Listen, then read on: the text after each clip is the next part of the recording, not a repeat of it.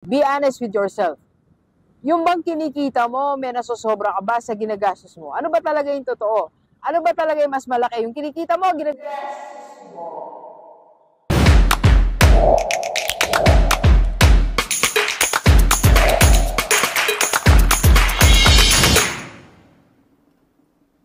Okay, Gilivers, bago tayo mag-coaching and i-meet yung client natin. From US pa si Sir. Imagine nyo, from US, pinuntahan niya pa ako dito sa Balanga para kami mag-usap, mag-coaching, and at the same time, mag-join din siya sa IMD and magka-Kaiser Sir. But anyway, so usapang 50 years old tayo. Sa loob ng 50 years old, matuto tayo mag-compute bago tayo tuluyan tumanda. Okay? Alam niyo, nung bata tayo, hindi na tayo minsan nagko-compute, diba? Naalala ko nung unang pasok ko ng trabaho as a public school teacher, wala na compute. Kasi iniisip ko lagi, eto na yung chance ko magkatrabaho. So, ang goal lang, magkatrabaho, tapos mapagbigyan yung magulang ng eto yung kukunin kong trabaho kasi eto yung kurso ko. So, basta ganun lang ang goal ko. Basta papasok ako sa public, permanent, safe na ako, secure na ako. That's my mindset. Pero, habang tumatanda tayo, dapat nagko-compute tayo. Tatlong bagay dapat natin kino-compute. Okay? So, una, compute mo yung kinikita mo sa gastusin mo. At age 50, be honest with yourself. Yung bang kinikita mo, may nasosobra ka ba sa ginagastos mo? Ano ba talaga yung totoo? Ano ba talaga yung mas malaki? Yung kinikita mo, ginagastos mo. Kasi pag malaki ang kinikita mo kaysa sa ginagastos mo, very good. Yan ang goal natin. Pero kung yung kinikita mo, mas malaki yung gastos mo, nangungutang lang tayo, hindi yan very good.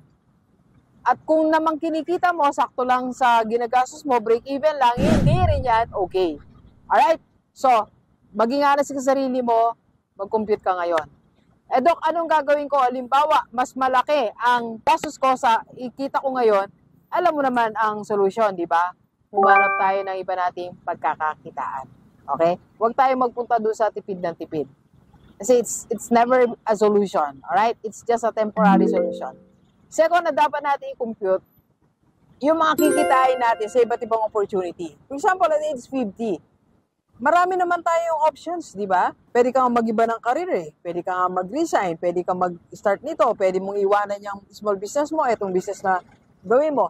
So, second computation natin, sulit ba yung effort natin dun sa kinikita natin? Okay? Or baka meron tayong ibang option na yung kikitain mo ng let's say 1 year, dito sa option na to, in few months lang kikitain mo. Okay, so that's your second option. Alright, and ang third option naman natin, na dapat mong i-compute, yung dapat mong ma-save pag ikaw ay matanda na. For example, 50 years old ka ngayon, mag-stop kang mag-work at 60.